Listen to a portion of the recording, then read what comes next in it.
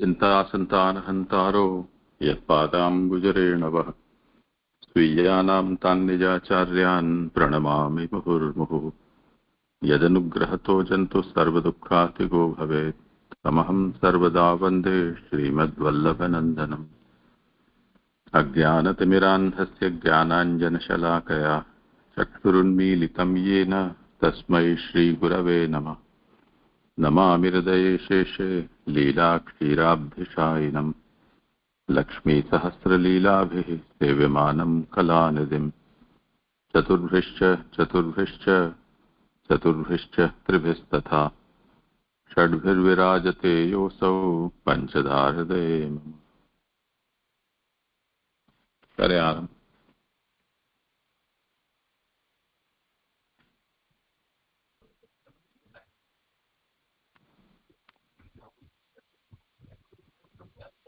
जी दंडवत प्रणाम जय जय।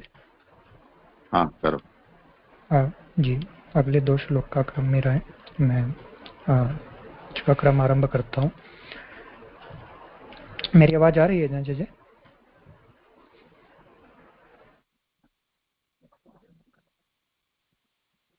हाँ आ रही है, करो। जी जी जय जय। श्री महाप्रभु जी ने श्री भागवत के 7 प्रकार से अर्थ किए हैं। उसमें जो शास्त्रार्थ है वो आनंद में हरि की आनंद में लीला है। ये श्री भागवत का शास्त्रार्थ आप श्री ने बताया है। शास्त्रार्थ के बाद में श्री भागवत में 12 स्कंद हैं। इसमें प्रत्येक स्कंद का एक अर्थ है, जिसमें हम अभी प्रथम स्कंद अधिकार लीला का अवगाहन कर रहे हैं। अधिकार लीला में जो भगवत शास्त्र जो श्री भागवत है उनके श्रोता वक्ता के अधिकार का विचार आया है। प्रथम स्कंद में 3 प्रकरण है जो श्री भागवत का तीसरा अर्थ श्री महाप्रभु जी प्रकरणार्थ बताते हैं। तो इन 3 प्रकरण में जो प्रथम प्रकरण है वो हीनाधिकार प्रकरण है, जिसमें वक्ता सूत जी और श्रोता शौनक जी हैं, और दूसरा प्रकरण मध्यम अधिकार प्रकरण है जिसमें वक्ता नारद जी हैं और श्रोता व्यास जी हैं। और अभी जो हम प्रस्तुत प्रकरण का अध्ययन कर रहे हैं उत्तम अधिकार प्रकरण, उसमें वक्ता श्री सुखदेव जी हैं और श्रोता श्री राजा परीक्षित हैं। तो इस उत्तम अधिकार प्रकरण का हम अध्ययन कर रहे हैं। उसमें कुल 13 अध्याय हैं जो कि 7 से लेकर 19 तक हैं। अब तक हमने 7 से लेकर 15 अध्यायों का अध्ययन कर लिया है, जिसमें हमने भागवतार्थ प्रकरण में देखा था कि प्रथम जो 3 अध्याय हैं 7, 8, 9 उसमें पांडवों के दुख का निवारण प्रभु ने कैसे किया। उसके बाद के 3 अध्यायों में जो भक्तों का सुख है पांडवों का और द्वारकापुरी का, उस सब सुख का वर्णन आया जो कि 10वें और 11वें अध्याय में था। और 12वें अध्याय में परीक्षित जी के जन्म की कथा आई थी। और उसके बाद के 3 अध्यायों में जो परीक्षित जी के पूर्व जन्म के मोक्ष का वर्णन आया है, जिसमें 13वें अध्याय में धृतराष्ट्र जी का विदुर जी से उपदेश लेकर के उत्तर दिशा की ओर जाकर के गांधारी जी सहित मोक्ष प्राप्त करने की बात हमने देखी थी। 14वें और 15वें अध्याय में प्रभु के स्वधाम निर्गमन करने के बाद में जब अर्जुन जी वापस आते हैं हस्तिनापुर, तो युधिष्ठिर जी इस समाचार को प्राप्त करके फिर पांडवों का भी मोक्ष को प्राप्त करना, ये 14वें और 15वें अध्याय में हमने देखा। अभी 16वें अध्याय में राजा परीक्षित जो कि दिग्विजय की यात्रा पर हैं, उन्होंने पृथ्वी और धर्म का जो संवाद है उसका वो श्रवण कर रहे हैं। और कल हमने श्लोक 19 से लेकर के 29 तक का अध्ययन किया था, जिसमें धर्म ने पृथ्वी से प्रश्न किए थे कि किस पर वो दुखी किस लिए है, और फिर पृथ्वी ने उसके उत्तर रूप में ये बात बताई थी कि जो प्रभु के समग्र गुण गिनाए और वो गुण प्रभु में सतत विद्यमान रहते हैं, और ये गुण प्रभु में विद्यमान है, पर अब प्रभु के पृथ्वी पर से पधार जाने के बाद में पृथ्वी शोकाकुल है और संतप्त है। और अंत में 29वें श्लोक में हमने कल ये बात देखी थी कि सब गुण प्रभु के एक तरफ हैं और लक्ष्मी जी एक तरफ हैं। प्रभु के पधारने के साथ साथ लक्ष्मी जी भी भूतल पे से पधारे हैं। तो इस बात का पृथ्वी को शोक है। अब आज 31वें श्लोक से आगे का क्रम मैं ले रहा हूँ, जिसमें पृष्ठ संख्या 243 है, अंतिम पंक्ति। तो यहाँ से 31वें श्लोक का आभासार्थ आ रहा है। आभासार्थ: उस कलिकाल ने किन गुणों पर दृष्टि डाली है, ऐसी धर्म की जिज्ञासा होने पर कहते हैं कि जो तुमने पूर्व में बताए उन सभी गुणों पर उसने दृष्टि डाली है। उन सभी की सामूहिक रूप से पृथ्वी गणना करती है। तो जितने भी गुण पृथ्वी ने ऊपर गिनाए, तो यदि धर्म इस प्रकार से पूछे कि उनमें से किन किन गुणों के ऊपर कलिकाल ने दृष्टि डाली होगी, तो पृथ्वी अब उनको गिनवा रही है। मूल कारिका: आत्मानं चानुशोचामि भवन्तं चामरोत्तम देवान् ऋषीन् पृथ्वीन् साधून् सर्वान् वर्णांस्तथाश्रमान्। श्लोकार्थ: मैं स्वयं का शोक कर रही हूँ, और हे देवताओं में उत्तम धर्म, मुझे तुम्हारा शोक है। देवताओं, पितरों, ऋषियों, साधुओं, वर्णों तथा आश्रमों का शोक कर रही हूँ। सुबोधनी जी: हे देवताओं में श्रेष्ठ धर्म, मैं तुम्हारा देव शोक करती हूँ। यहाँ द्वितीयांत अमरोत्तमम पाठ भी मिलता है। द्विज पर देव ऋण, ऋषि ऋण तथा पितृ ऋण, ये 3 प्रकार के कर्ज होते हैं। इस कलिकाल में उन ऋणों को चुकाने की किसी को लेश मात्र भी चिंता नहीं है। इसलिए मैं देवताओं, ऋषियों और पितरों के लिए चिंतित हूँ। देश, काल, द्रव्य, कर्ता, मंत्र और कर्म, ये 6 धर्म के आधारभूत कारण हैं। ये सब अशुद्ध हो जाने से धर्म का पालन यथार्थ रीति से नहीं हो पाता। इसका मुझे कष्ट है। सदाचार के नष्ट हो जाने से साधुओं के प्रति शोक युक्त हूँ। न वर्णों का धर्म रहा, न आश्रमों की व्यवस्था रही। ये सभी बातें मेरी चिंता का विषय बन गई। यहाँ पे जो पृथ्वी है वो धर्म को संबोधन करके कर रही है कि देवताओं में श्रेष्ठ धर्म है, और उनको यहाँ पे पृथ्वी फिर इस बात का विवरण दे रही है कि जो किस प्रकार से कलयुग के प्रभाव के कारण अब धर्म का जो पालन करने की तत्परता है वो मनुष्यों से चली गई है। तो यहाँ पर जो देव ऋण है, ऋषि ऋण है और पितृ ऋण है, ये प्रत्येक मनुष्य को द्विजावस्था में प्राप्त होते हैं संस्कार होने के बाद में।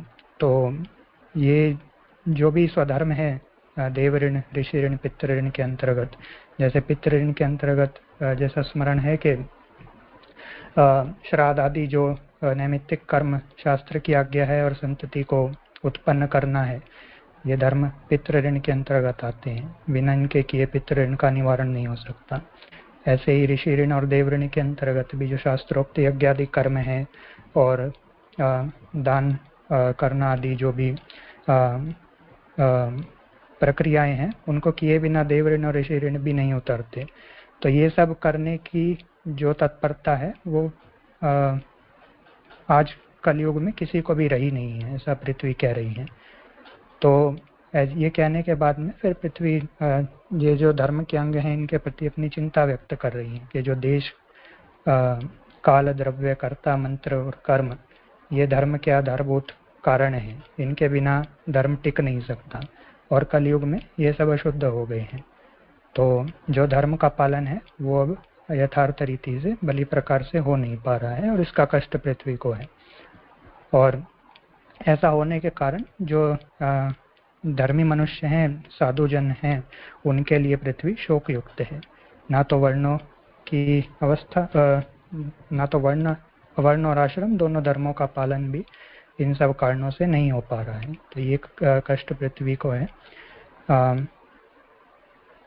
यहाँ पर जो देश, काल, द्रव्य, कर्ता, मंत्र, कर्म आए, तो इनसे कृष्णाश्रय ग्रंथ का भी स्मरण आ जाता है, जिसमें महाप्रभु जी ने इन धर्म के 6 अंगों का कमजोर हो जाने के कारण एकमात्र प्रभु श्री कृष्ण में आश्रय रखने के लिए आज्ञा की है।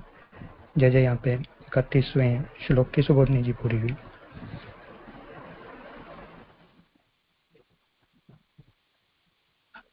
किसी को कुछ लेना पूछना? एक जिज्ञासा थी जय जय। यहाँ पे ये जो पहली पंक्ति में बात आई कि यहाँ द्वितीयांत अमरोत्तमम पाठ भी मिलता है, तो इसकी संगति का थोड़ा सा प्रश्न था कि इसको सुबोधनी जी के आगे पीछे से कैसे जोड़ के समझे।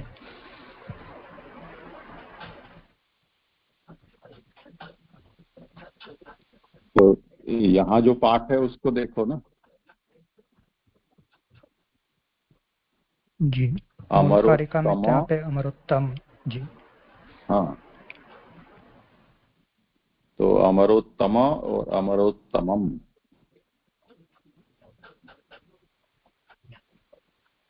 तो अमरोत्तम ये प्रथमांत पाठ हुआ, यानी प्रथमा विभक्ति है जी। उसका अर्थ हुआ देवताओं में उत्तम, या तो संबोधन होता है, यदि विसर्गांत हो तो प्रथमांत माना जाएगा, और विसर्ग नहीं है उस स्थिति में ये संबोधन माना जाएगा। जी। तो हे देवताओं में उत्तम धर्म, तो ये संबोधन हो गया।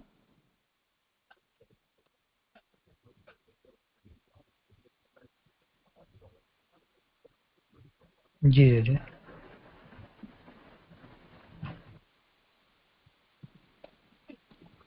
ठीक है, करो आगे, किसी को कुछ नहीं। जी जी जी। 32वें श्लोक की उत्तानिका। आभासात शोक के इन सभी कारणों का पर्याप्त रूप से निरूपण हो चुका, परंतु मुख्य रूप से तो मैं स्वयं के विषय में ही चिंतित हूँ। इसका निरूपण 2 श्लोकों से किया जा रहा है। तो अभी तक पृथ्वी को किन बातों का शोक है उनका निरूपण तो आ गया है, और अभी पिछले श्लोक में देखा भी कि धर्म के लिए पृथ्वी कैसे शोक युक्त हैं और चिंतित हैं। पर अब आगे के 2 श्लोकों से पृथ्वी स्वयं के लिए जो उनकी चिंता है उसका निरूपण अब आएगा। तो 32वें श्लोक की मूल कारिका। ब्रह्मादयो भौतिथम यदपांग मोक्ष कामस्तपः समचरन् भगवत प्रपन्नः सा श्री स्ववासम अरविंदवनम विहाय यत् पादशोभगमलम भजते अनुरक्ता। श्लोकार्थ। ब्रह्मादिक देवताओं ने भगवान की शरण में जाकर बहुत समय तक इसलिए तप किया कि लक्ष्मी जी के कृपा कटाक्ष हमारे ऊपर हो जाए। ऐसे वे लक्ष्मी जी अपने निवास रूप कमल को छोड़कर भगवान के चरण कमलों में अनुरक्त हुई। प्रभु के चरण रूप सौभाग्य को ही अतिशय रूप से भजती रहती हैं। सुबोधनी जी, मैंने प्रयास तो किया सुबह यहाँ इस श्लोक की सुबोधनी जी करने का, पर मुझे ज़्यादा अधिक स्पष्टता इसमें नहीं हुई शास्त्रार्थ वाले भाग में, पर मैं प्रयास करता हूँ जितना मुझसे बना। तो सुबोधनी जी, सत्वादिक गुण भगवान में सहज रूप से रहते हैं, ऐसा पूर्व में कहा है, पर मायावादी कहते हैं कि वे गुण तो माया के हैं। संबंध के कारण वे गुण भगवान में आते हैं, उन्हें सहज नहीं कहा जा सकता। तो यहाँ पर जो पूर्व के श्लोकों में प्रभु के गुण पृथ्वी ने गिनाए, और फिर वहाँ पे ये बात भी आई थी कि जो ये गुण हैं ये प्रभु में सतत विद्यमान रहते हैं, उसमें वो कभी हटते नहीं हैं। तो यहाँ से ये पूर्व पक्ष आ रहा है कि जो सत्वादिक गुण हैं वो तो प्रभु में सहज रूप से रहते हैं, ये पूर्व के श्लोक में बात आ गई।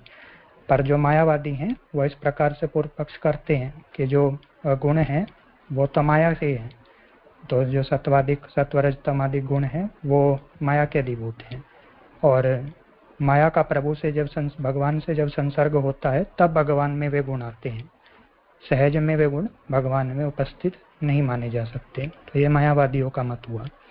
तो उस पर अब आप श्री आज्ञा कर रहे हैं कि उन मायावादियों को पूछना चाहिए कि वे गुण सत्वादी गुणों के हैं अथवा आत्मा के हैं। मतलब कि इसमें एक सुधार कर लो जी। सत्वादिक गुण भगवान में सहज रूप से रहते हैं, ऐसा पूर्व में कहा है। ऐसा पूर्व में तो कहीं नहीं कहा गया है। सत्वादि की जगह सत्यादि ऐसा समझना चाहिए, क्योंकि सत्वादि गुण जी। तो प्रकृति के हैं, जी। तो जी। ये अशुद्ध छपा है। सत्य आदिक ऐसा सुधार लो। जी जी जी।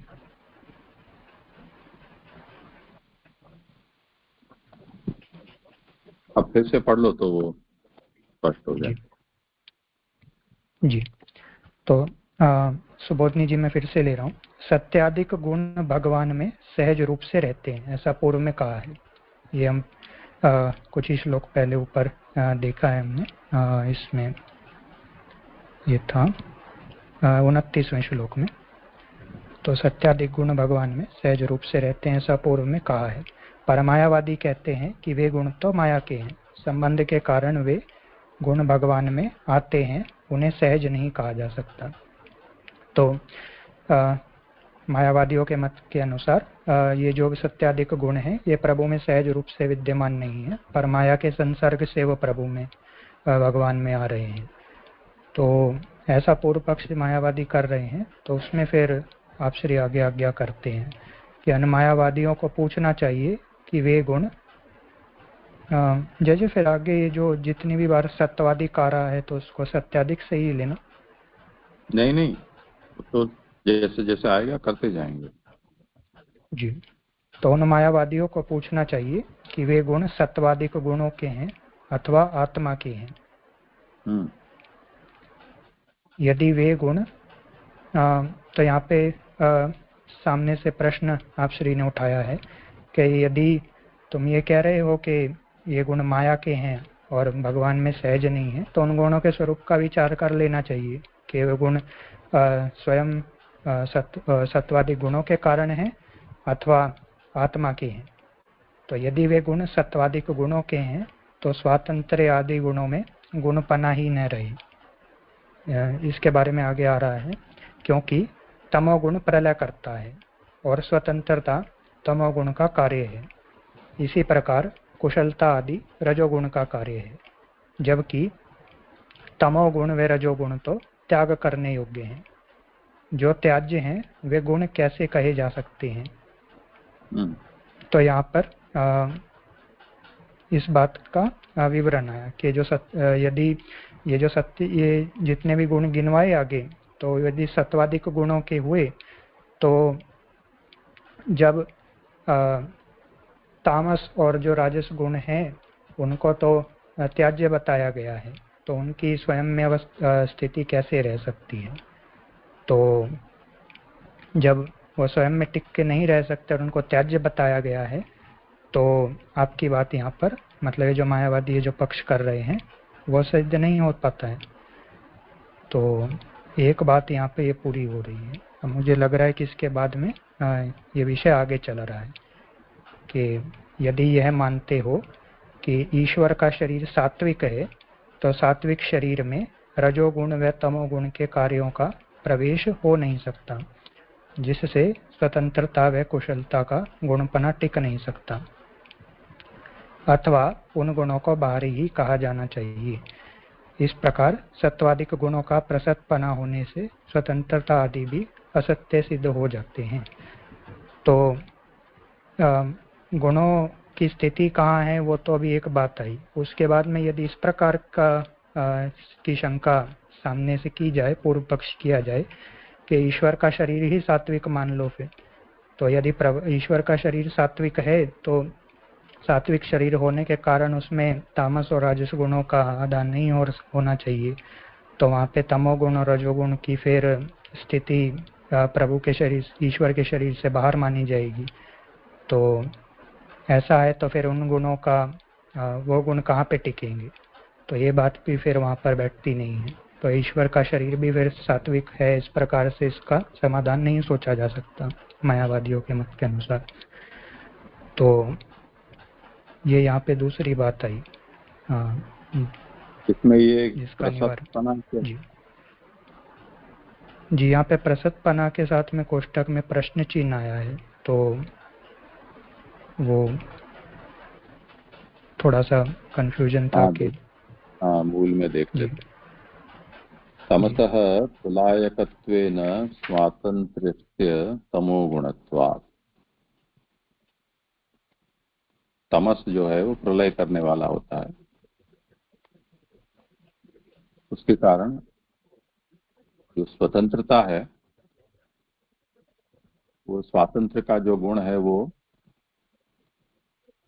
तमोगुण माना जाता है, और कौशल आदि हैं वो रजोगुण है। और रजस तमसोश्च हेयत्वेन तेषां गुणत्वमेव न स्यात्। रजोगुण और तमोगुण या राजसता और या तामसता वो हेय मानी जाती है, यानी तिरस्कृत है वो, तो उनको गुण ही नहीं कहा जाना चाहिए। अब विग्रह से सात्विकत्वांगीकारे भी, ये मूल सुबोधनी का अंश नहीं है, प्रकाश का है। जी जी जो भगवान का विग्रह है उसको यदि आप सात्विक मान लेते हैं तो तत्र तेषां प्रवेशालाभादपि तद्गुणत्वं न स्यात्। तो विग्रह यदि सात्विक है तो ऐसे सात्विक विग्रह में तेषाम, तेषाम का मतलब ये दो जो हैं, राजस तामसता है या कौशल आदि हैं और स्वातंत्र आदि हैं, ऐसे जो गुण हैं, तेषाम प्रवेशालाभादपि, उसमें उनका प्रवेश होना संभव नहीं होने से, कहाँ गया इसमें वो अंश विग्रह वाला?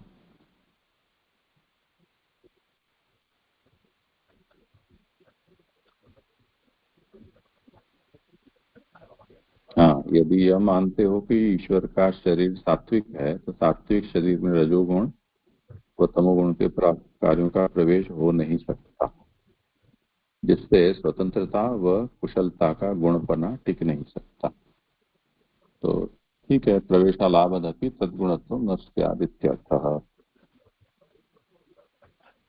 ब्रह्मत्वं वा भवेत्, अथवा, अच्छा, बाहरी कहा जाना चाहिए, बाहरी कहाँ से आ गया? मूल में ये कहा जा रहा है कि अथवा ब्रह्मत्वं वा भवेत्, उनको ब्रह्मवत मान लेना चाहिए। जी जी जी। तो ये अनुवाद से अलग लग रहा है, अथवा जैसा आपने बताया। उनको, हाँ, इन्होंने ब्रह्मत्व की जगह बाह्यत्वम, ऐसा शायद इन लोगों ने समझ जी लिया है, क्योंकि मूल में ही ब्रह्मत्वम वा भवेत यही कहा गया है।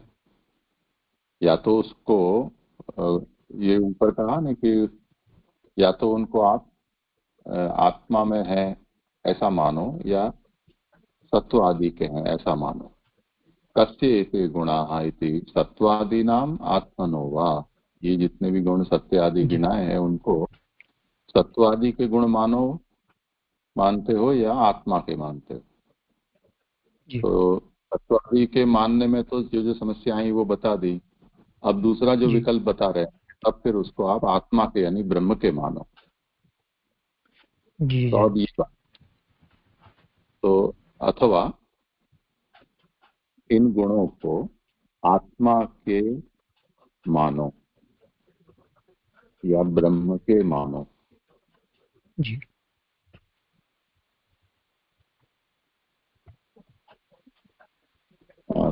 तथा उन गुणों को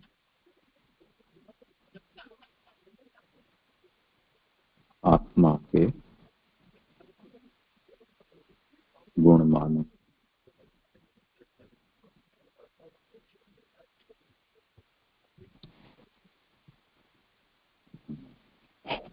आगे अब कि जी सत्तादीनाम असत्वाद एतेषामपि तथात्वापत्त्या, ये प्रसत की जगह है असत। जी और वो क्वेश्चन मार्क हटा दो, अब इसका तो पता चल गया। इस प्रकार सत्वादिक गुणों का असतपना होने से स्वतंत्रता आदि भी असत्य सिद्ध हो जाते हैं। अब बैठ जाए।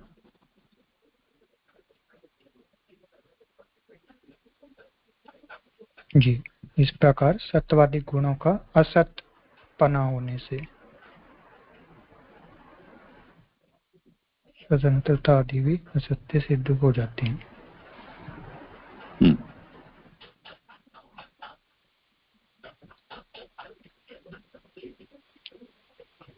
जजेस, क्योंकि यहाँ पे ये बात मतलब आई कि सत्वादिक गुण हैं इस दूसरे पक्ष में, वो आत्मा के हैं, मतलब उन्हें ब्रह्मवत समझना चाहिए। तो फिर इसमें जो स्वतंत्रता आदि असत्य सिद्ध हो जाते हैं, उसको कैसे जोड़े समझने के लिए?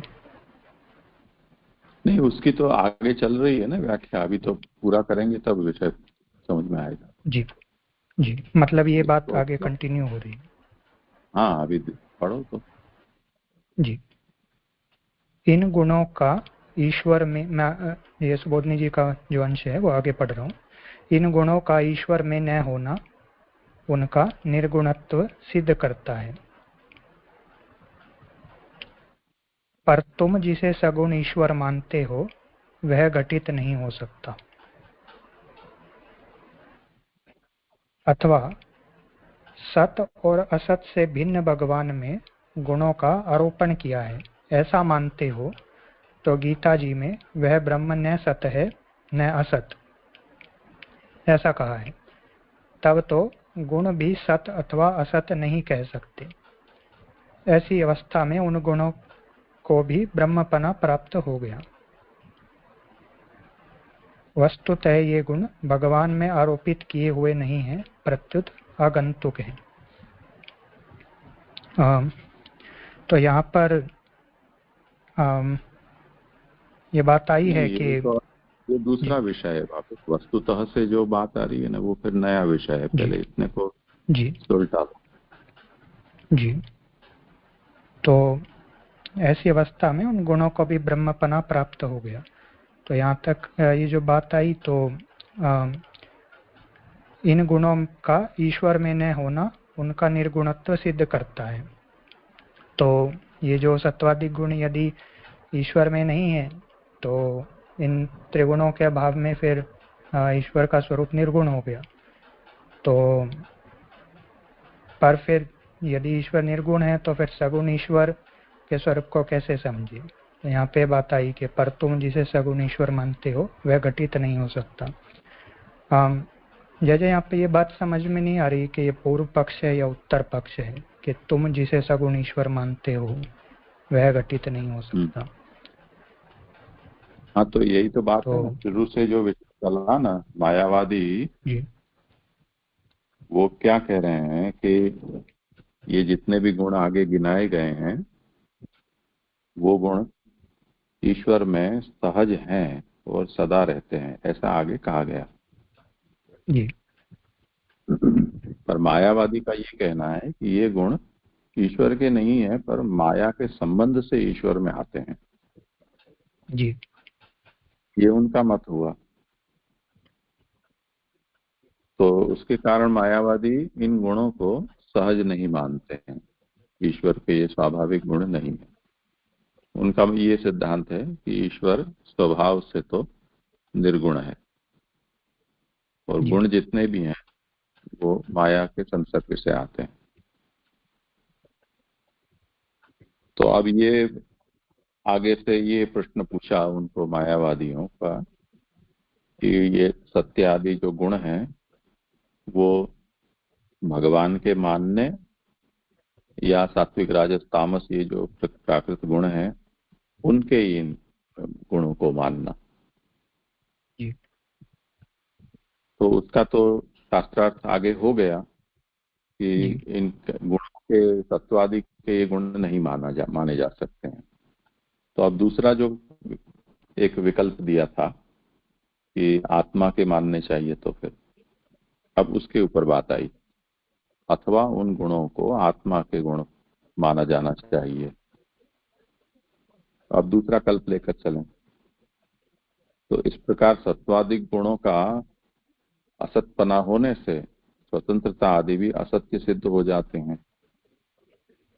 तो इन सत्य आदि जो है गुण, उनको सत्व या प्राकृत प्रकृति के गुण न मानो, क्योंकि प्रकृति स्वयं असत्य है। तो माया का कार्य है, वो सदा रहती नहीं है, ईश्वर ही एकमात्र सत्य है। जी। ये सिद्धांत उनका है। तो उस हिसाब से उसका तो गुण माने नहीं जा सकते हैं, क्योंकि ऐसा होने पर वो असत्य सिद्ध हो जाते हैं। तो इन गुणों का ईश्वर में न होना उनका निर्गुणत्व सिद्ध करता है। तो इससे क्या होगा सिद्ध कि मायावादी क्या कहेंगे कि ये जितने भी सत्य दया आदि गुण बताए गए हैं वो सब प्रकृति के गुण हैं और ईश्वर अपने आप में निर्गुण है। जी। उसका उदाहरण प्रसिद्ध ये देते हैं जपा कुसुम का। स्फटिक होता है या कोई भी ऐसा चमकदार कांच या हीरा, उसके पास कोई रंगीन वस्तु रखते हैं तो जो अपने आप में रंगीन नहीं है, ऐसा जो हीरा है वो भी रंगीन दिखलाई देता है। उसकी बैकग्राउंड में वो रंगीन पदार्थ आ जाने से, तो वो हीरे में जो रंग दिखलाई दे रहा है वो उसका स्वाभाविक नहीं है, परंतु जो रंगीन पदार्थ उसके पास में रखा है उसका है। तो जी। हीरा अपने आप में निर्गुण हुआ सिद्ध, और उसमें जो गुणों का जो प्रतिभास हो रहा है वो उसके संसर्ग वशात हो रहा है, ऐसी स्थिति बनी। तो इन गुणों का ईश्वर में न होना उनका निर्गुणत्व सिद्ध करता है। तो ये एक बात सिद्ध हुई। पर आप देखो कि मायावादियों के यहाँ भी ईश्वर सगुण भी तो है ना, केवल निर्गुण ही हो ऐसा तो है नहीं। तो जी। उसको अब पूछा जाता है कि तुम जिसे सगुण ईश्वर मानते हो वो घटित ही नहीं होगा। जब जी। तुम इन गुण को प्रकृति के गुण मान लोगे तब तो फिर ईश्वर में सगुणता आएगी ही नहीं। जी। अथवा सत और असत से भिन्न भगवान में गुणों का आरोपण किया है ऐसा मानते हो तो गीता में वह ब्रह्म न सत है न असत है ऐसा कहा है। यानी उनके यहाँ क्या सिद्धांत है कि जैसे कोई वस्तु सत है तो जी। सत का मतलब ये होता है कि जिसका कभी भी बाध न हो, यानी वो जो कभी जी। भी असत न हो, जो जी। सनातन काल के लिए सत ही रहे, उसे ही आप सत कह सकते हो इनटू इन्वर्टेड जी। को। अब ये भगवान की ही गीता के वचन है, वही उनको प्रमाण के रूप में लेते हैं। ना सतो विद्यते भावो ना भावो विद्यते सतः। और जो वस्तु असत है उसकी कभी सत्ता नहीं हो सकती है। जी। जैसे कि आकाश आकाश कुसुम, तो आकाश कुसुम जैसी कोई वस्तु होती ही नहीं है। या जैसे उसका आधुनिक उदाहरण ले हम तो राउंड स्क्वायर। जी। तो राउंड स्क्वायर एक ऐसा कंसेप्ट है कि जिसको आप मतलब व्यवहार में तो संभव ही नहीं है, आप उसको इमेजिन भी नहीं कर सकते। जी। तो वो अत्यंत असत पदार्थ है। इसी तरह खरगोश के सींग, जो वस्तु अत्यंत असत पदार्थ है जिसकी सत्ता ही नहीं है।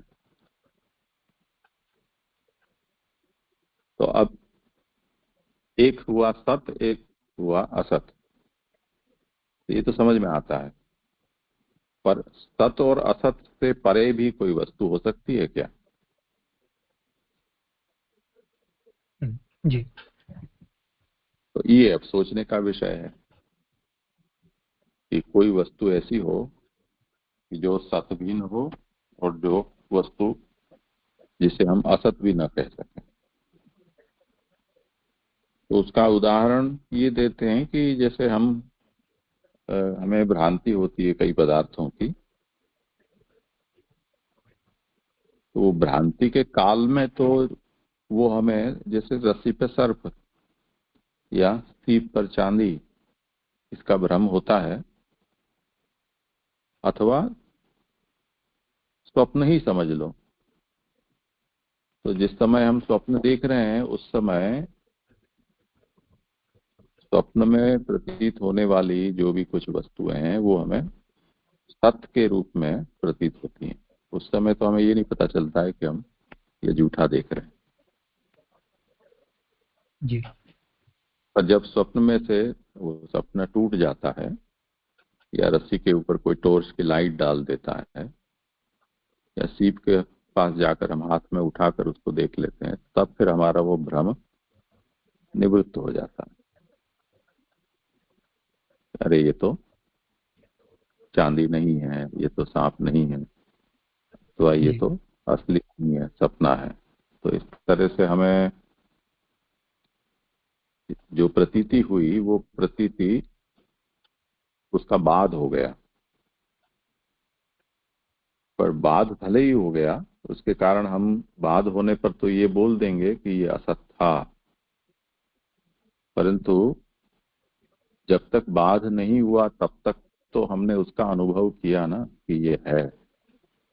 जी। तो जैसे कोई सत पदार्थ का अनुभव हम करते हैं, उसी प्रकार से ब्रह्मभात पदार्थ है, उसका भ्रांति काल में यानी ब्रह्मानुभव के काल में तो हमें सत्तया ही उसका प्रतिभान होता है, ये हमें मानना पड़ेगा। जी। तो ये जो अवस्था हुई वो अवस्था बीच की हो गई, यानी न तो वो असत है क्योंकि प्रतीति हो रही है, न तो वो सत है क्योंकि वो सनातन नहीं रहने वाला है। भ्रांति निवृत्त होगी तो वो चला जाएगा। जी। तो वो न तो असत है और न सत है, उसके बीच की कोई परिस्थिति है। और यहाँ क्या कहा गया कि सत और असत से भिन्न भगवान में गुणों का आरोपण किया है, ऐसा मानते हो। तो भगवान कैसे हैं कि जो सदसत से भिन्न है, ऐसा ही वो कहते हैं। तो उनके खंडन में ये कहा जा रहा है कि गीता में भगवान ये कहते हैं कि वह ब्रह्म न सत है न असत है। उस स्थिति में तो गुण भी सत अथवा असत नहीं कह सकते। जो भगवान में इन गुणों की कल्पना की जा रही है, उन गुणों को भी सत असत नहीं कह पाओगे।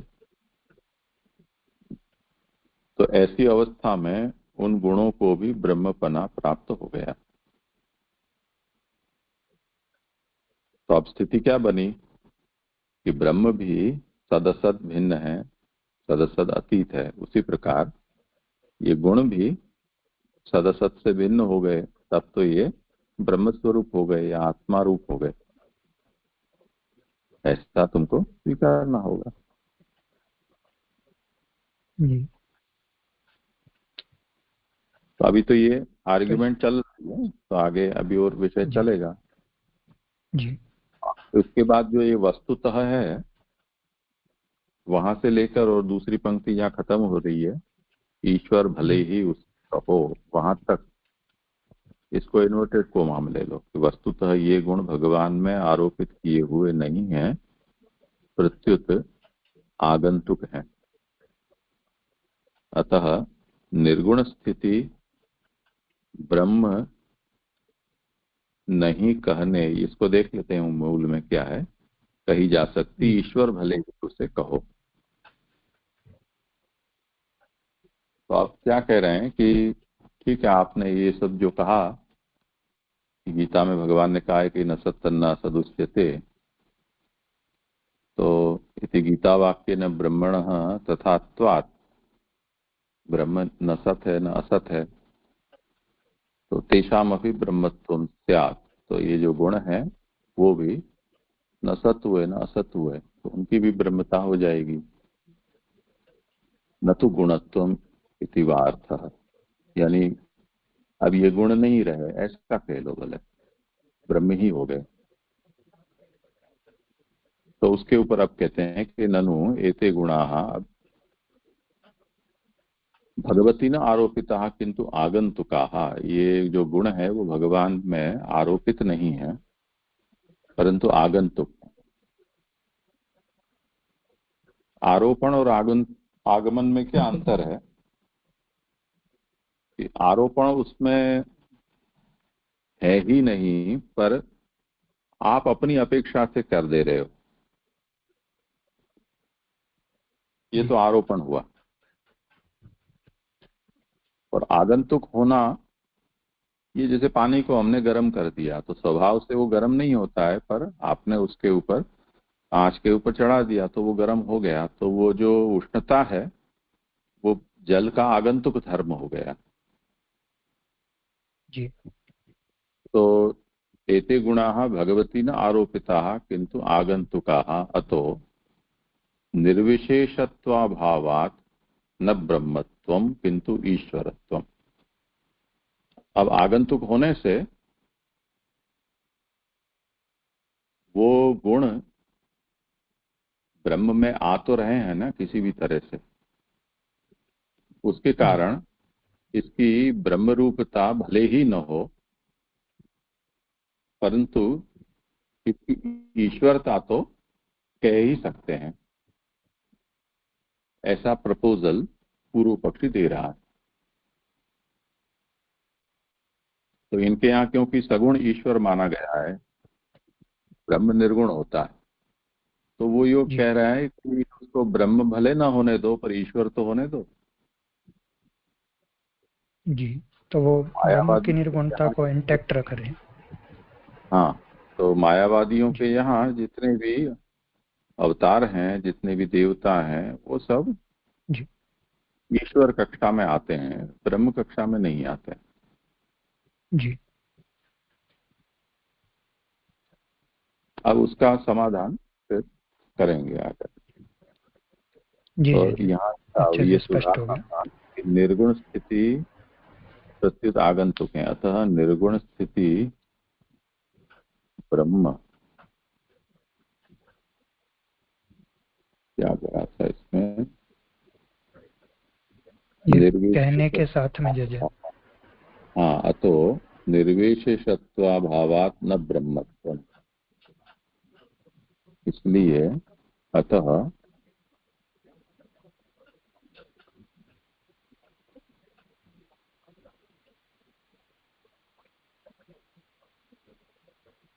निर्विशेषत्व न होने के कारण, ऐसा लिख दो, निर्विशेषत्व,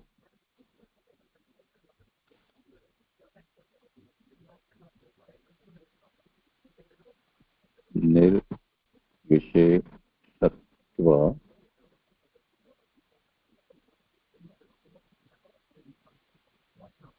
न होने से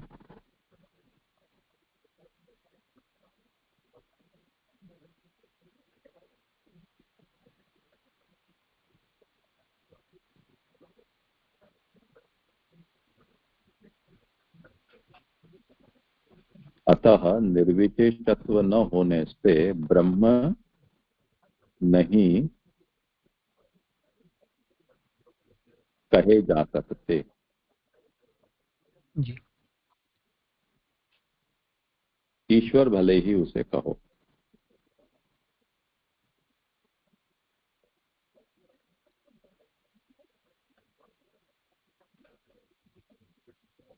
यदि आप ऐसा कहें तो अब आगे कर लो। जी जय जय। हाँ, अब तक का अच्छे से स्पष्ट हो गया जय जय, समझाया कृपा करके। आगे सुबोधनी जी में बात आ रही है, यदि आप ऐसा कहें तो जिस प्रकार श्वेत वस्त्र में लाल रंग आता है पर वह वस्त्र का रंग नहीं है, इसी प्रकार वे गुण भगवान के नहीं है, यह सिद्ध होता है। क्योंकि गुणों का ही उन्हें संबंध प्राप्त हो तो वे गुण ईश्वर के कहलाएं, और वे संबंध जब प्राप्त हों तब वे ईश्वर के गुण नहीं कहलाएं। जैसे यहाँ पे कुछ अशुद्धि लग रही है या तो कुछ छूट गया हो, शब्द ऐसा लग रहा है इस पंक्ति में। ऐसी स्थिति में तो सगुण ईश्वर सिद्ध ही नहीं हो पाएगा।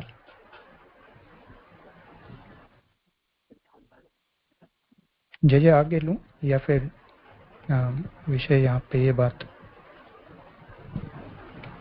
रुक रही हो? हाँ, नहीं देख लेते जी। हाँ, तो ब्रह्मत्वम न किंतु ईश्वरत्वम इति चेत तत्राहु संयोगजत्वे इत्यादि। मूल में महाप्रभु समझाते हैं कि संयोगजत्वे भी प्राप्ता प्राप्त विवेकेन गुण संबंध कृतश्चेत गुणानामेव, यानी संयोगवश ये गुण आते हों तो प्राप्ता प्राप्त विवेकेन गुण संबंध कृतश्चेत, यानी प्राप्त हुए यानी ईश्वर में वो गुण आए तो वो सगुण कहलाएगा, नहीं आए तो निर्गुण कहलाएगा। इस प्रकार से जी। गुण संबंध कृतश्चेत, उनका संबंध यदि किया, ऐसा यदि कहते हैं तो गुणा नाम एवं, तो ये जो गुण आएंगे वो सत्वादि गुणों के ही गुण कहे जाएंगे। अब सत्व और सत्य इन दोनों को जरा ध्यान से समझते रहना कि सत्य आदि जो पूर्वोक्त गुण हैं वो सत्व आदि के गुण कहे जाएंगे, ईश्वर के नहीं कहे जाएंगे। जी। संयोग हो पाया तो ईश्वर के माने जाएंगे, नहीं हुआ तो नहीं कहे जाएंगे। उसका उदाहरण देते हैं कि तथाचित तदा वसनारुण्यवत् भगवती प्रतीयमाना अपि ते गुणानामेव स्युः न भगवतः इत्यर्थः। जो यहाँ उदाहरण दिया कि जिस प्रकार श्वेत वस्त्र में लाल रंग आता है वह वस्त्र का रंग नहीं है, इसी प्रकार वे गुण भगवान के नहीं है, यह सिद्ध होता है। क्योंकि गुणों का ही संबंध उन्हें प्राप्त हो तो वे गुण ईश्वर के कहलाएंगे, और वे संबंध जब प्राप्त हों तब वे गुण ईश्वर के नहीं कहलाएंगे।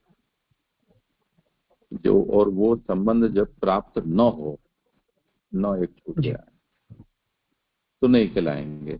ऐसी स्थिति में तो सगुण ईश्वर सिद्ध ही नहीं हो पाएगा। अब समस्या यहाँ आई।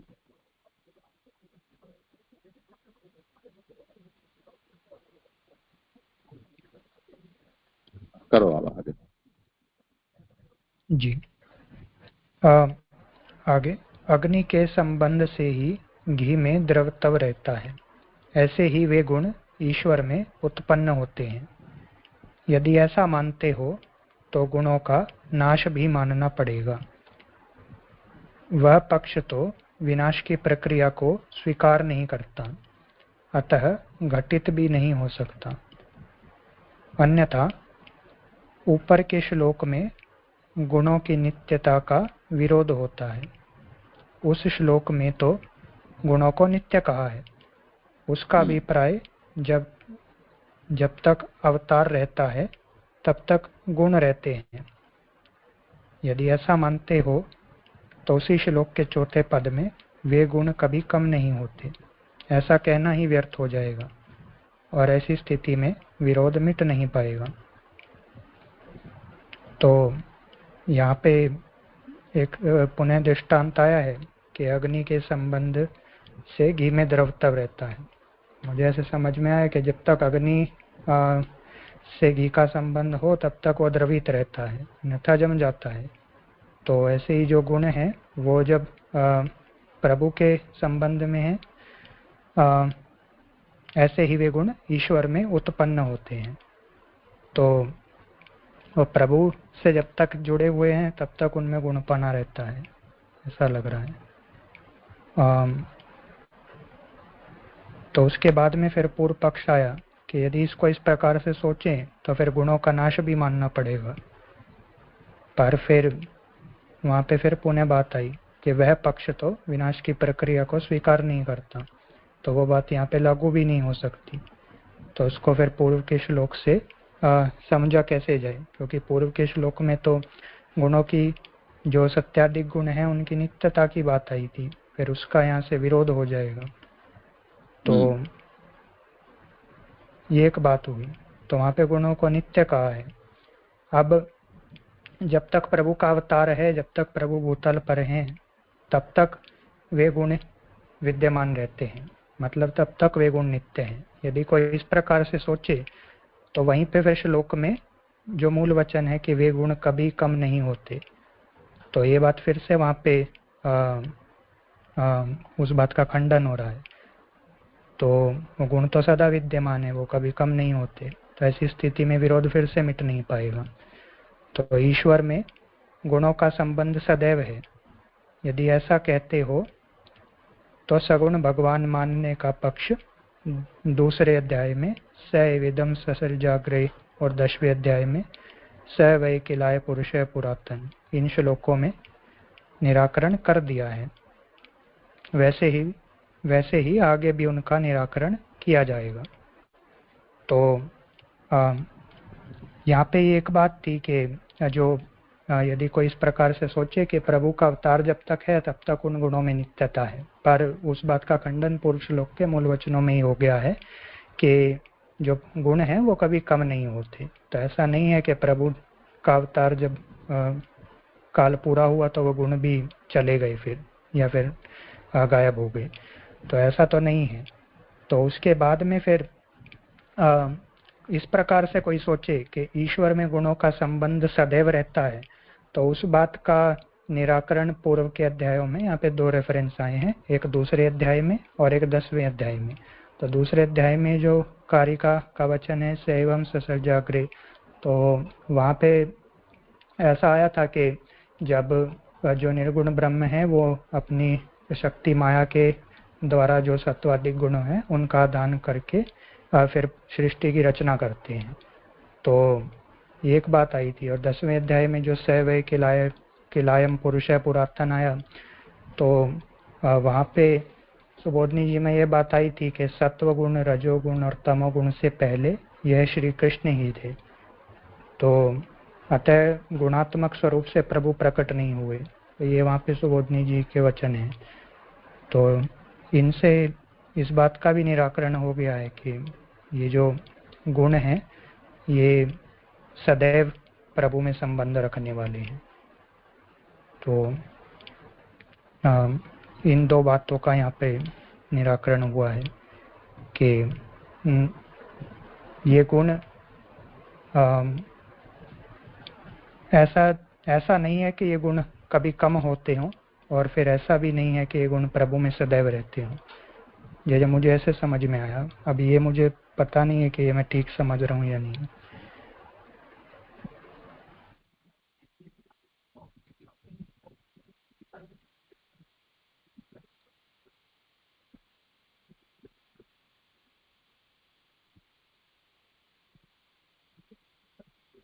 यहाँ तक का तो बहुत साफ हो गया कि वे गुण कभी कम नहीं होते, यानी अवतार काल तक ही इनको नित्य मानना चाहिए, उसके बाद नहीं, ऐसा नहीं कह सकते, क्योंकि जी वे गुण कभी भी कम नहीं होते, ऐसा आगे कह चुके हैं।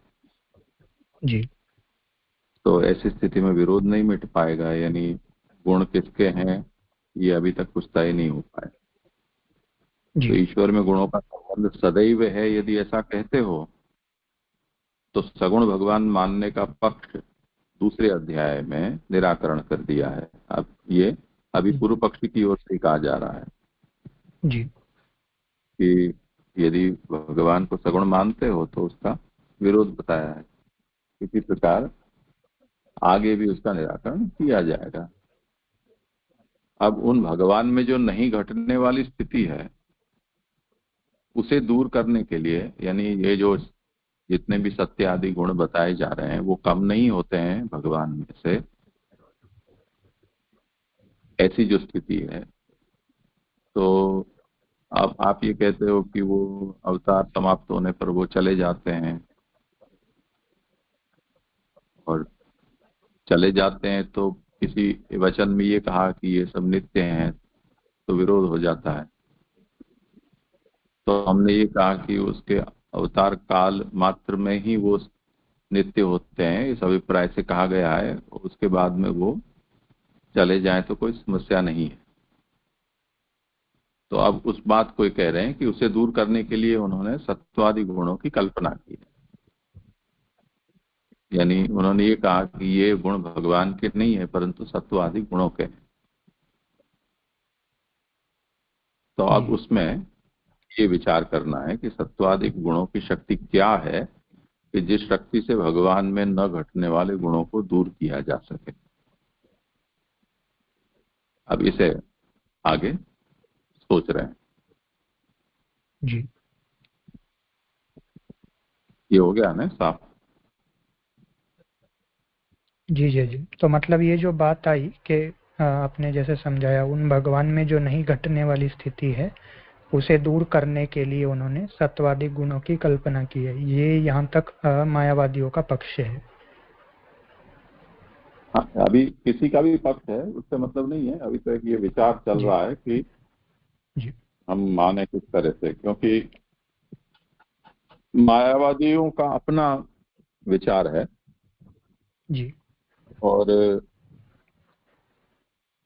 इन गुणों को सत्य मानना, यानी सदा सर्वदा उनमें मानना, ये भी एक जी कठिनाई वाला सिद्धांत है। जी क्योंकि भगवान में हम देखते हैं कि भगवान ने कभी झूठ का भी आश्रय लिया है लीला में। जी तो अश्वत्थामा हतो, ये रूमर फैला दी। इसी तरह द्रौपदी को, कुंती को भीष्म पितामह से आशीर्वाद लिवा दिया। कर्ण को निहत्था था तब मरवा दिया। ब्रज भक्तों को ये कह दिया ना हम भक्ष्यते, कि मैं वापस आऊंगा जल्दी से ही मथुरा से। मिट्टी खाई तब भगवान ने कह दिया कि ना हम भक्षितवान अम्ब, मैंने माँ मैंने नहीं खाई है मिट्टी। तो अब वो सत्य कहाँ रह गया?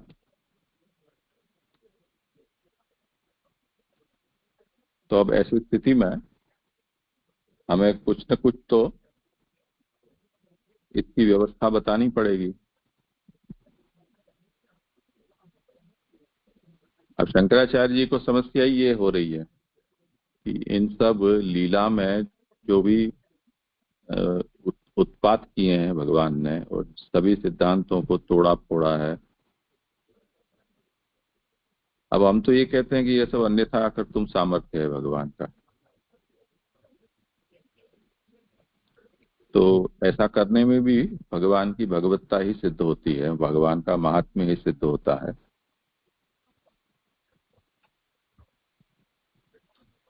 पर जो निर्गुण निराकार के उपासक हैं उनको तो इन बातों से बहुत डर लगता है, उनकी व्याख्या करने की उनमें ताकत ही नहीं बचती है।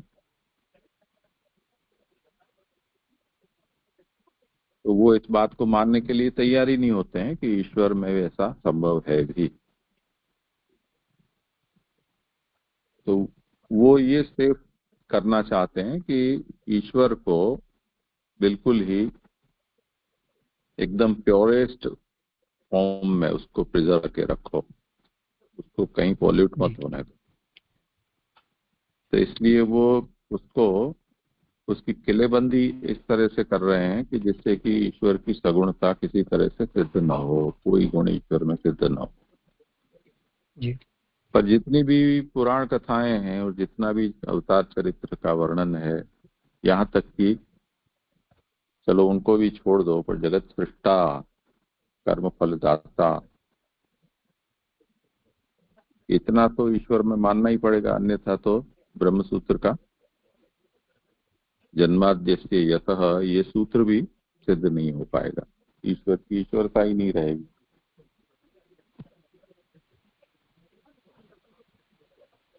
तो ऐसी स्थिति में कुछ तो व्यवस्था बतानी पड़ेगी। तो व्यवस्था बताने में इनके पास ये सरल उपाय है कि माया को उसके साथ अड़ा दो। तो ईश्वर अपने आप में अकर्ता है, गुण रहित है, अभोक्ता है। जो कुछ भी समस्याएं आ रही हैं वो सब माया के कारण आ रही हैं, तो उसके कारण वो सगुण हो जाता है। तो सगुण का नाम ईश्वर बोल देते हैं, भगवान, ईश्वर, राम, कृष्ण, ये सब माया से पीड़ित जो है उस पक्ष के ये सब नाम है। अब वो माया कहो चाहे प्रकृति कहो, वो सब आसपास की सब बातें। तो अब ये स्थिति जब हुई तो हम अब कह पाएंगे कि ईश्वर में ये सब गुण है वो आरोपित हैं, उसके खुद के नहीं। आरोपित किसके द्वारा है? तो माया के द्वारा आरोपित।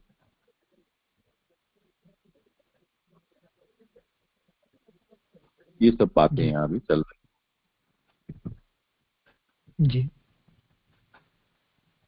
तो अंत में जो गाया कि किंच याम अनुपत्तिम परिहर्तुम भगवती सत्वादीन कल्पयंती तत् सत्वादेका शक्ति यया भगवद अनुपत्तिम अपनी दूरी कुर्युः। ईश्वर निर्गुण है और माया के संबंध से ही उसमें सगुणता आती है।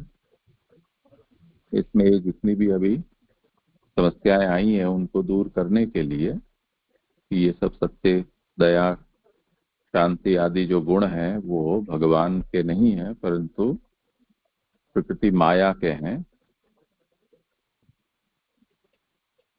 उसके संबंध से ईश्वर में वो उपचरित होते हैं।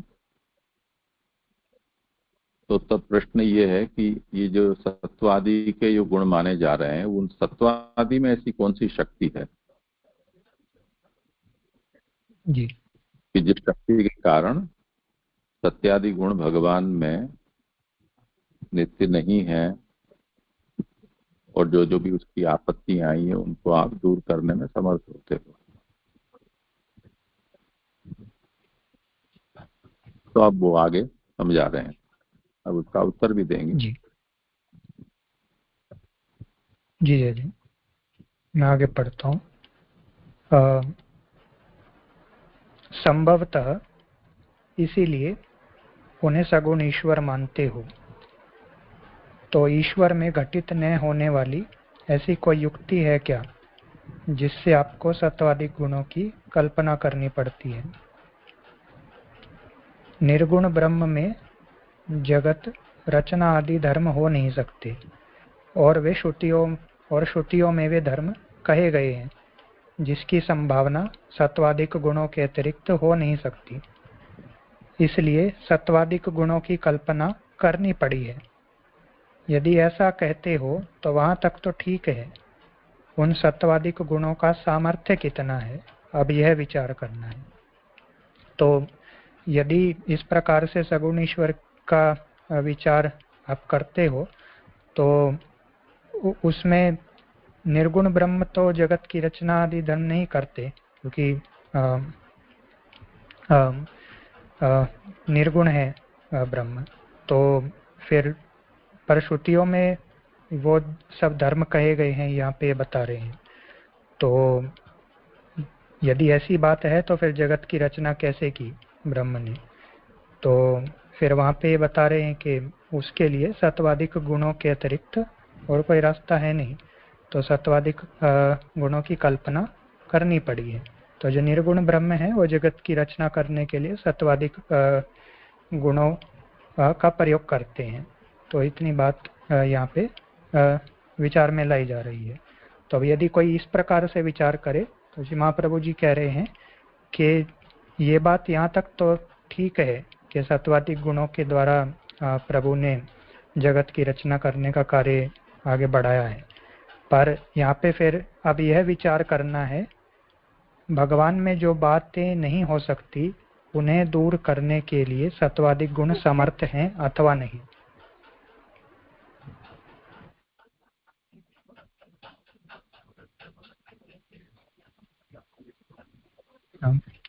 आगे करूं जय?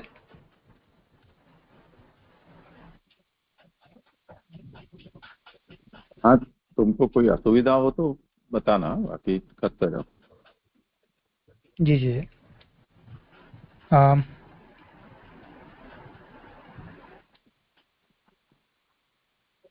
जी, तो यदि प्रभु सत्वादि गुणों के द्वारा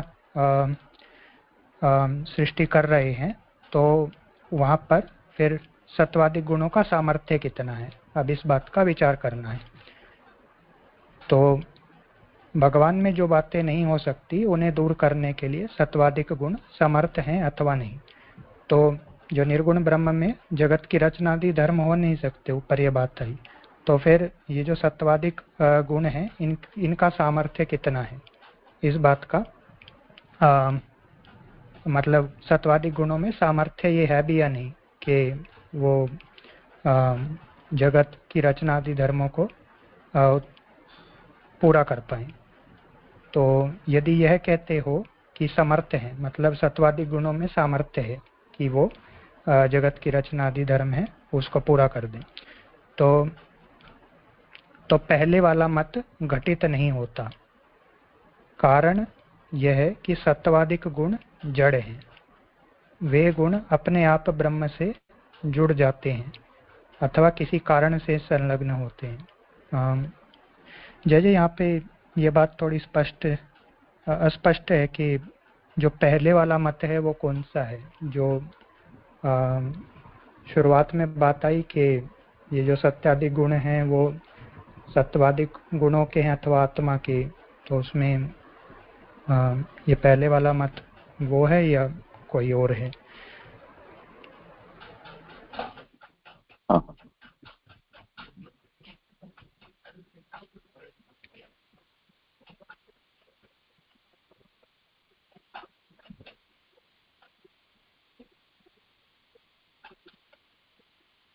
देखो यहाँ कहाँ से विचार शुरू हुआ था। आचार्य चरण मूल में ये आज्ञा करते हैं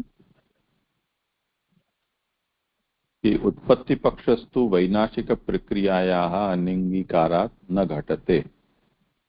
गुण पैदा होते हैं भगवान में, ऐसा स्वीकार नहीं किया जा सकता है। उसका कारण ये बताया है कि 29वें श्लोक में इन सभी सत्यादि गुणों को भगवान में नित्य कहा गया है, और अगर हम इन गुणों को उत्पन्न होता हुआ कहेंगे तब फिर उसकी उत्पत्ति जिसकी भी होती है उसका नाश भी हो ही सकता है, तो नाश भी मानना पड़ेगा। नाश मानने पर नित्यता नहीं रह जाएगी। इसी तरह नित्य होने पर भी उत्पत्ति नहीं मानी जा सकती है, क्योंकि उत्पत्ति उसी की होती है कि जो न हो नित्य। जी तो ये विचार होने के बाद समस्या ये आ गई कि उस स्थिति में फिर भगवान सगुण रहेंगे कि नहीं रहेंगे। क्योंकि यदि भगवान में इनकी उत्पत्ति भी नहीं होती है, भगवान में ये गुण स्वभावतः भी यदि नहीं रह पाते हों, और केवल प्रकृति के या माया के वशात ही भगवान में मात्र प्रतीत होते हों, तब उस स्थिति में तो भगवान सगुण नहीं रह जाएंगे। तो सगुणो भगवान इति तु पक्षो निराकृतो, और निराकरिष्यते च, आगे भी उसका निराकरण करेंगे।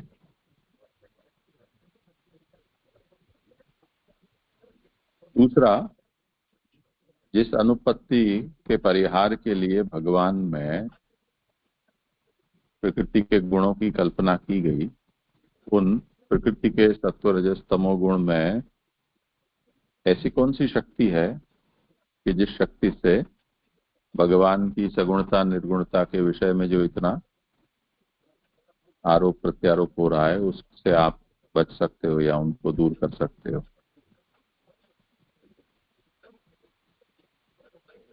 तो उसमें समस्या क्या है कि मानो कि भगवान सगुण है। अब सगुण है तो ऐसी कौन सी समस्या आ गई कि जिसके कारण भगवान के अंदर गुणों की कल्पना की जा रही है।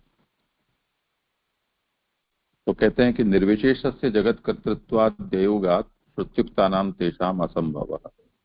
वेद में एक आए कि ईश्वर ब्रह्म है जो सृष्टि करता है। अब निर्विशेष जो ब्रह्म है वो तो जगत कर्ता कैसे हो सकता है।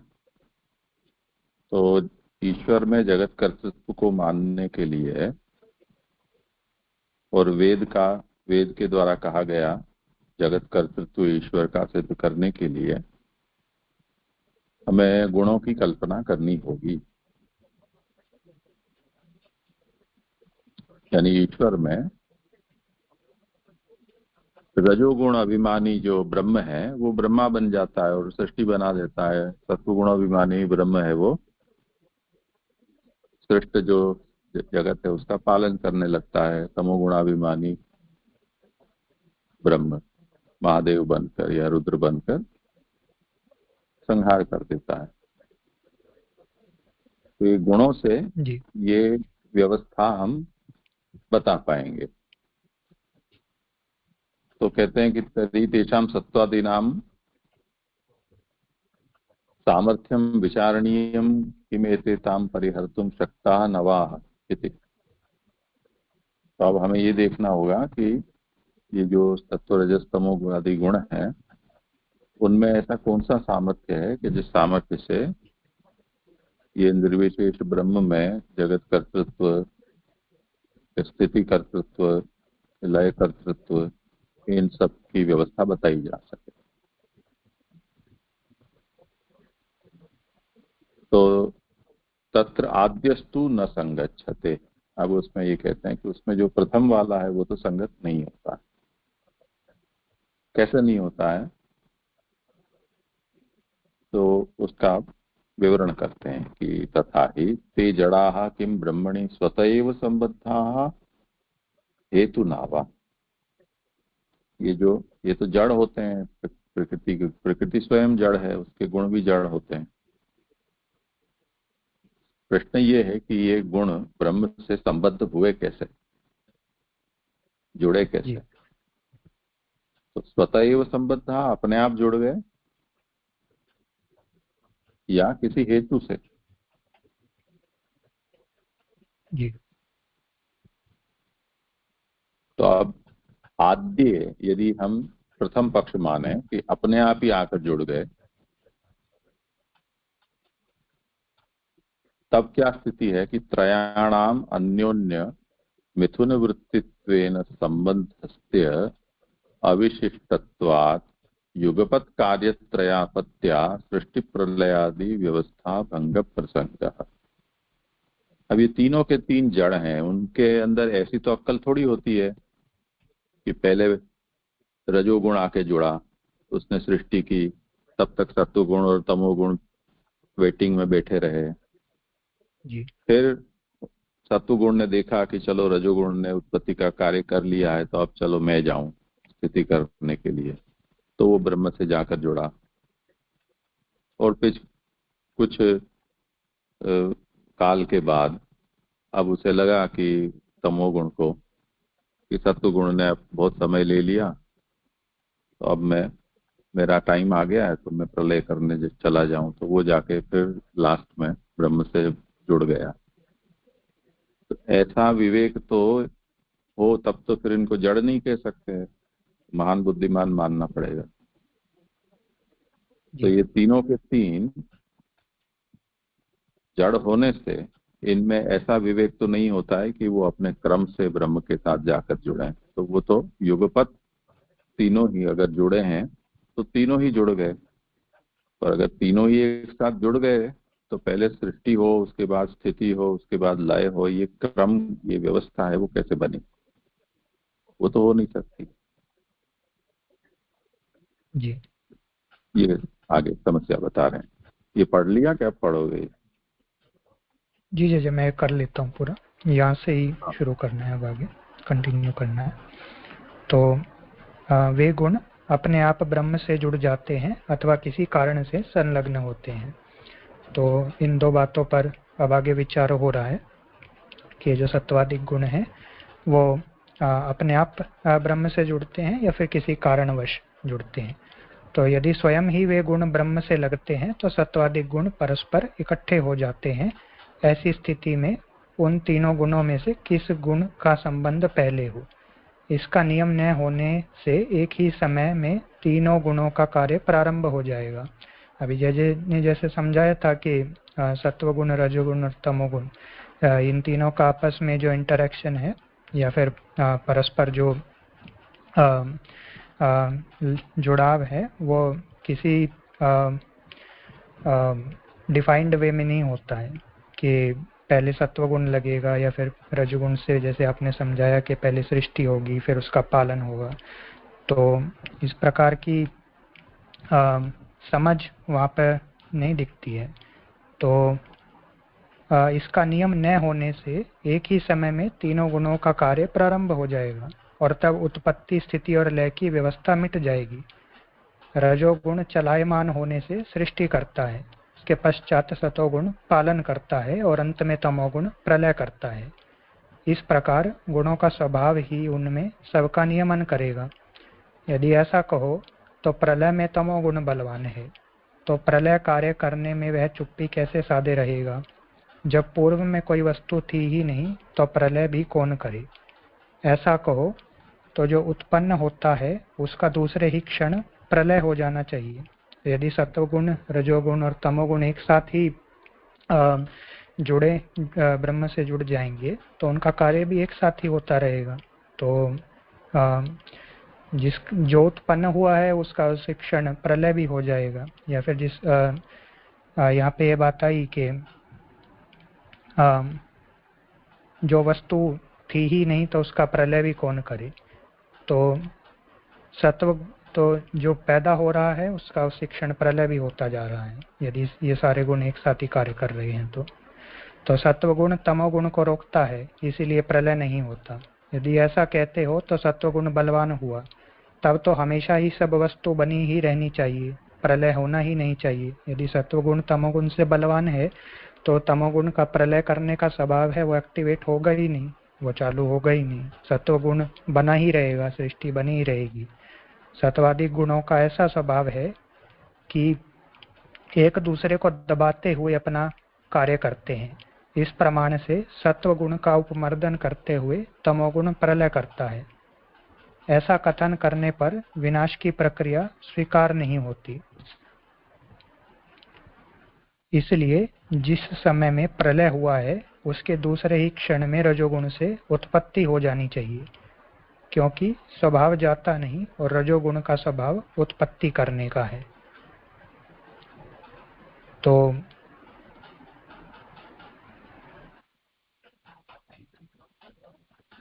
यहाँ पे बात आई कि फिर तो जो सत्व गुण है उसका उपमर्दन करते हुए तमोगुण प्रलय कर सकता है। तो ऐसा कथन करने पर विनाश की प्रक्रिया स्वीकार नहीं होती। ये इसमें थोड़ी सी समस्या लग रही है समझने में कि यदि सत्वगुण का उपमर्दन करते हुए तमोगुण प्रलय कर सकता है तो फिर विनाश की प्रक्रिया स्वीकार क्यों नहीं होती? यहाँ पे लिखा है कि प्रक्रिया स्वीकार नहीं होती। नहीं, ये वाक्य आगे चालू है ना। अच्छा अथ जी, तो मतलब जी अन्योन्योपमर्दकत्वमपि तेषां स्वभावः इति सत्वोपमर्दात् सुखेन प्रलयः इति चेत्, बात क्या हो रही है कि जब शुरू से ले लो थोड़ा सा,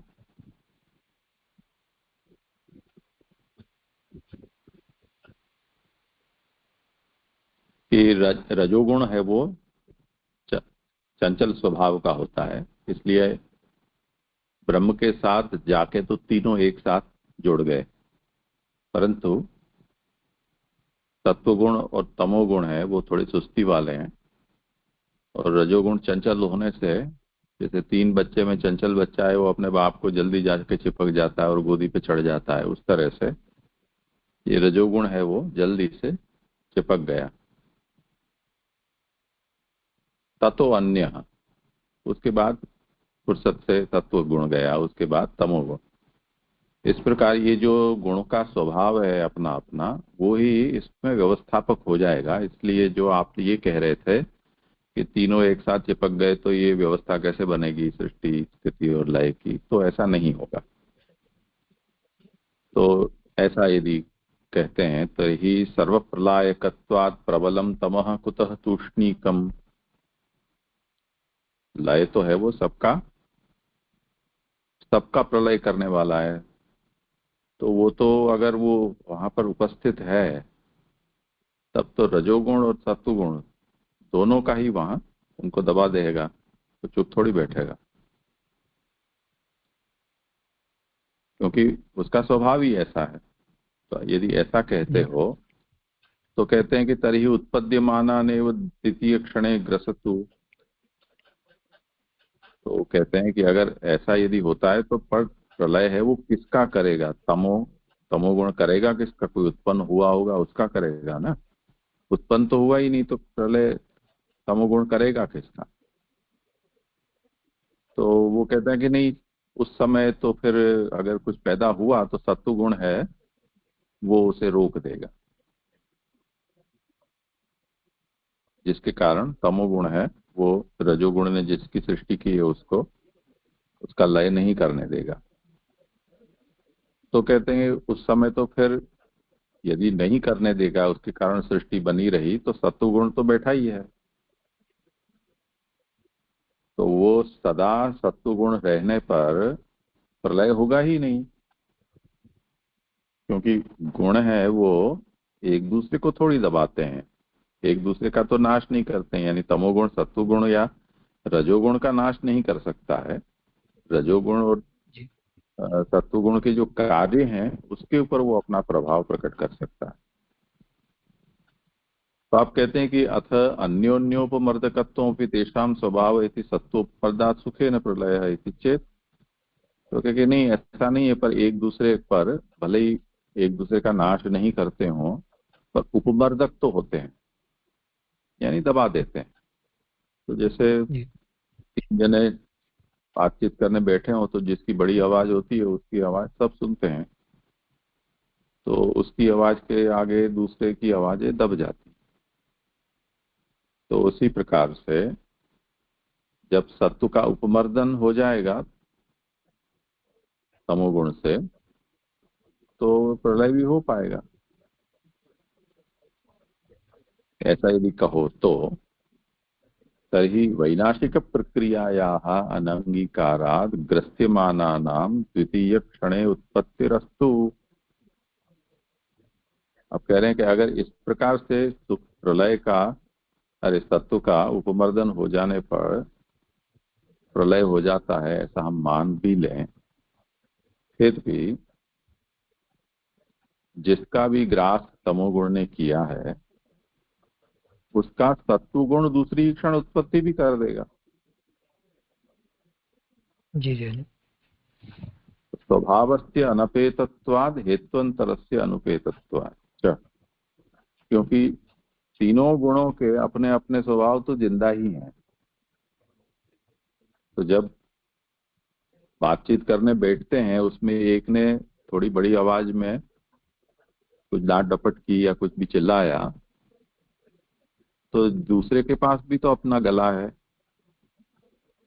वो और ज्यादा हवा भरकर जोर से चिल्ला देगा, तो पहले वाले जिसने चिल्लाया उसको सुनना पड़ेगा। तो जैसे ही तमोगुण ने रजोगुण की सृष्टि को खत्म किया, सो ही रजोगुण सृष्टि बना देगा, सत्वगुण फिर से उसको स्थिर कर देगा।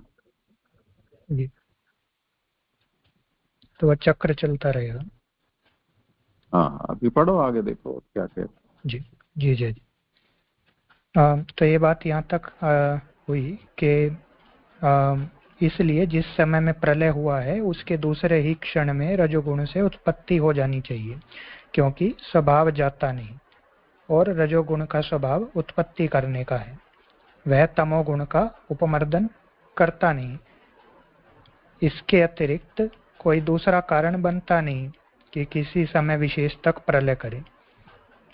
ऐसा नियम संग हो जाने से स्वभाववाद की कोई संगति ही नहीं रह जाती, नियम क्योंकि गुणों। भंग। हाँ? अच्छा, जी जी। ऐसा नियम भंग हो जाने से, ये कहाँ पर है तुम्हारे में, जी पेज ये नंबर तो? यहाँ 247 पृष्ठ की दूसरी पंक्ति। जी जी। हाँ, नियम संग नहीं भंग। हाँ। जी, तो ऐसा नियम भंग हो जाने से स्वभाववाद की कोई संगति ही नहीं रह जाती, क्योंकि गुणों के स्वभाव से ही उत्पत्ति, स्थिति और लय होते हैं। तो ऐसा मानने पर तो ईश्वर की कोई आवश्यकता ही नहीं रह जाती। तो यदि ये गुण स्वभाव से ही उत्पत्ति, स्थिति और लय करते रहेंगे तो फिर ईश्वर का फिर वहां पे क्या कार्य हुआ, क्या आवश्यकता रही। तो यदि ये बात है, तो जब ईश्वर का कोई प्रयोजन ही नहीं रह जाता तो यतो वाई मानी, जिनसे ये प्राणी उत्पन्न होते हैं, आदि श्रुतियों में ईश्वर ही उत्पत्ति, स्थिति और लय का कारण है, इस कथन का विरोध हो जाता है। तो श्रुति वाक्यों में तो ईश्वर के द्वारा ही प्राणी आदियों की उत्पन्न होने की बात कही है, जो यतो वाई मानी भूतानि जायन्ते, जो श्रुतियों का वाक्य है। तो फिर उस बात को, वो बात गलत सिद्ध हो जाएगी यदि ये गुण स्वतः ही स्वभाव से सृष्टि का उत्पत्ति, स्थिति और लय करते रहेंगे। तो ये बात तो सही नहीं है। तो श्रुति के वचन